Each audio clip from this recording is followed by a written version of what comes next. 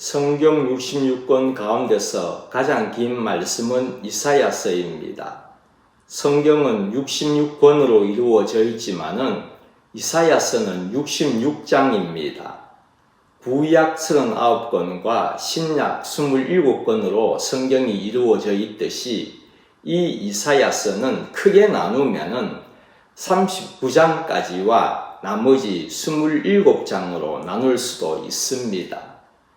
이 가장 긴 이사야서 가운데 가장 짧은 장은 본문 4장과 12장입니다.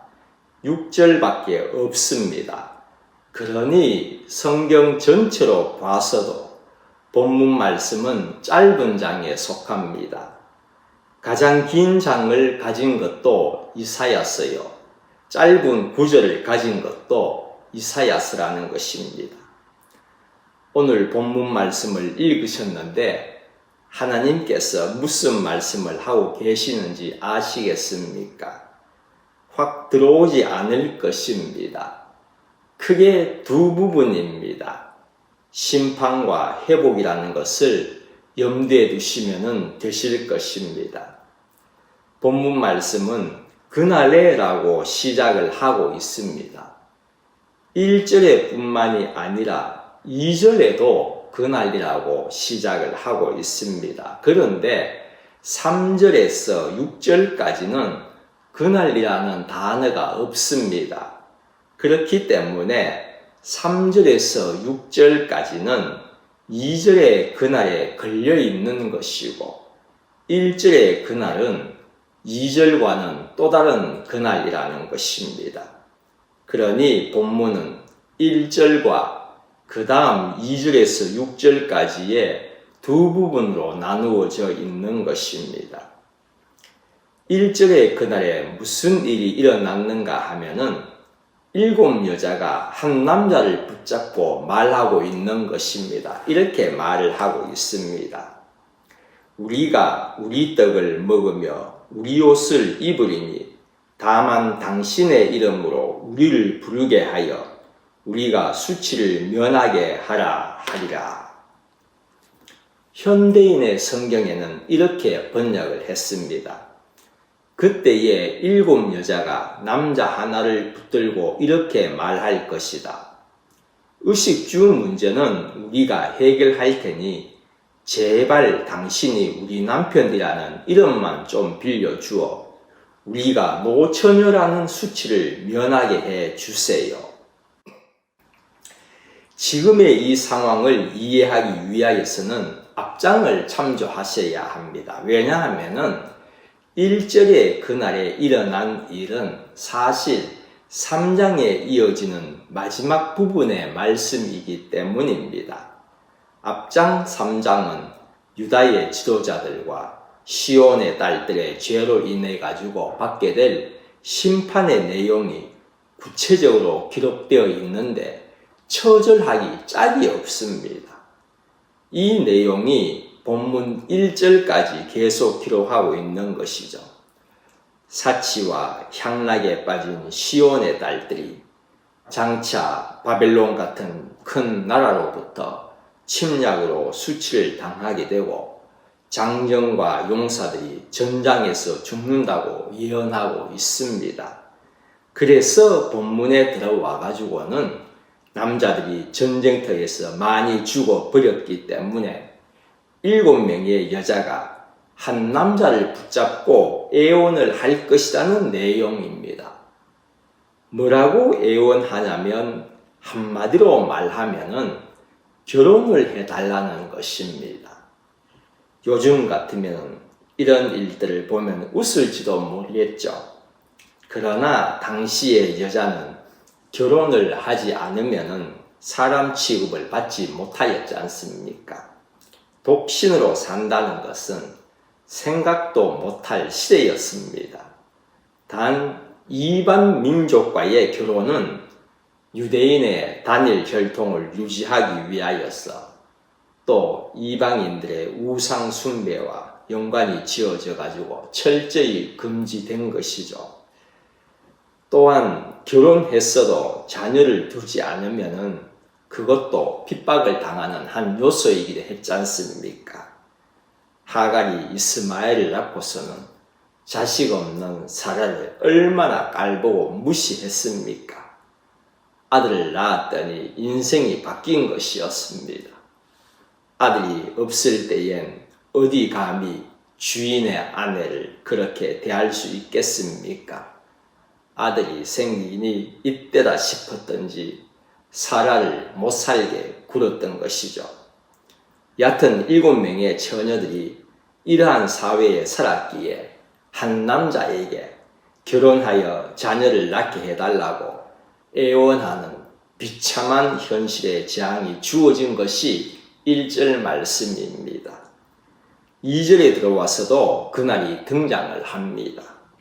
1절의 그날과는 상황이 180도 달라지는 것이죠.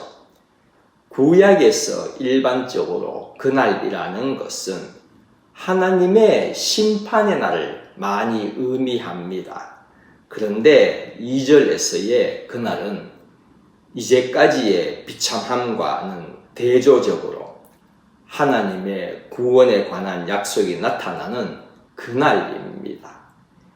회복의 말씀이 어떻게 기록되어 있습니까? 2절 말씀입니다. 그날에 여호와의 싹이 아름답고 영화로울 것이요 그 땅의 소사는 이스라엘의 피난한 자를 위하여 영화롭고 아름다울 것이며. 여기서 첫 단어에 주목하셔야 할 것입니다. 여호와의 싹과 그 결과인 소산입니다. 여기서 싹이라는 것은 예수님을 지칭하는 단어이고 소산은 예수님을 통한 축복의 결과입니다. 예수님을 지칭하는 단어로는 싹이라는 단어 외에도 예레미야서나 이사야서에는 가지가 있습니다. 11장에 나옵니다마는 이새의 줄기에서 한 싹이 나며 그의 뿌리에서 한 가지가 나서 결실할 것이요 라고 기록하고 있습니다. 또 스가랴에서는 순이라는 표현을 예수님에 대하여서 사용하기도 했습니다. 1절의 심판이 끝이 날 것을 예언한 후에 2절에서 그날의 회복이 주어질 때에 처음 등장하는 단어에 여호와의 싹이라는 단어를 가장 먼저 앞세워 사용한 것에는 중요한 의미가 있습니다. 그것은 심판에 처절하고 끔찍한 삶에서 완전한 회복과 축복의 복된 삶으로 옮기게 하시는 주관자는 예수님이시라는 것을 알려주기 위하여서 여호와의 싹이라는 단어를 첫 번째로 내세운 것일 것입니다. 피폐한 삶에서 새로이 용기를 얻고 새로운 축복의 삶을 살아갈 수 있는 것은 예수님께서 개입하셔야 해결이 된다는 것을 알려주기 위한 의도로 첫 번째로 사용한 것이라는 것입니다. 우리 인생의 삶의 변화는 주님께서 개입하셔야지. 그렇지 않으시면은요, 근본적으로 해결되는 것이 아닙니다. 저희들은 병든 자가 어떻게 나음을 얻었는지도 참 잘 알고 있습니다. 과부의 죽은 아들도 누가 어떻게 고쳤는지도 잘 알고 있습니다. 예수님이 불쌍히 여기서 손을 내밀어 만지셨기 때문이었습니다. 의사의 손이 아니란 말입니다. 뿐만 아니라 그 외에 여러 고통을 받고 있는 수많은 자들에게도 그들이 처한 그 어떠한 상황에서도 회복이 되고 구원을 받은 것은 단 한마디만으로도 족하였습니다. 말씀하신 주님이었습니다. 그러기에 여러분, 우리 주님은 언제나 우리의 삶에 어떠한 모양으로든 주관하고 계신다는 것을 믿으시기 바랍니다. 남의 일처럼 팔짱을 끼고 계시는 분이 아니란 말입니다. 속속들이 다 아시기에, 여러분에게 무엇이 필요한지를 다 아시기에, 여러분의 생각조차 아시기에 관여하시는 것입니다. 3절 말씀에 시온에 남아있는 자, 예루살렘에 머물러 있는 자, 곧 예루살렘 안에 생존한 자 중 기록된 모든 사람은 거룩하다 칭함을 얻으리니.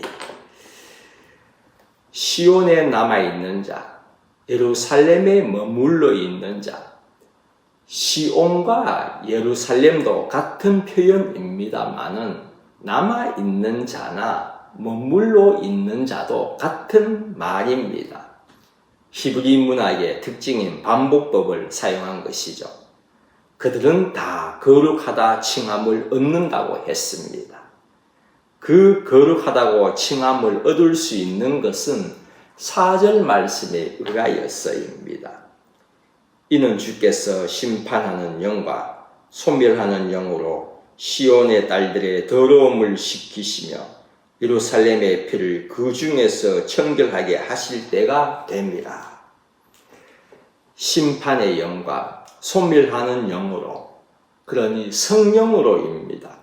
시온의 더러움을, 예루살렘의 피를, 이것도 이스라엘의 죄를 의미하는 같은 표현입니다. 죄를 청결하시기 때문이라는 것입니다. 그날이 여호와의 구원의 날이 되는 것입니다. 구원받은 그들에게는 5절과 6절 말씀입니다. 여호와께서 거하시는 온 시온산과 모든 지폐 위에 낮이면 구름과 연기, 밤이면 화염의 빛을 만드시고 그 모든 영광 위에 덮개를 두시며 또 초막이 있어서 낮에는 더위를 피하는 그늘을 지으며 또 풍물을 피하여 숨는 곳이 되리라. 이 말씀을 들으시면서 여러분들은 출애굽기 13장에 광야에서 하나님께서 낮이면 구름으로 밤이면 불기둥으로 인도하셨다는 말씀이 생각이 나실 것입니다. 똑같습니다. 본문에서도 그렇게 인도하시겠다는 것입니다.